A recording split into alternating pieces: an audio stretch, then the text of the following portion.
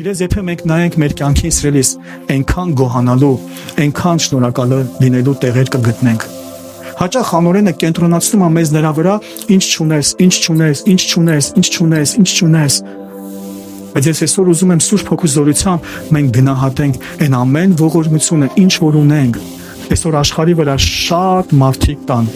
երանի կտան այն ամենին, ինչը դու այսօր նստած այստեղ ունես ու վայելում ես։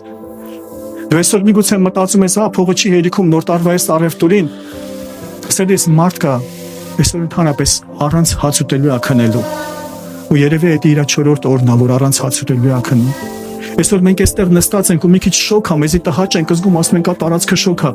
Այսօր կան մարդիկ, որ դուրս է սրտից մահանում են։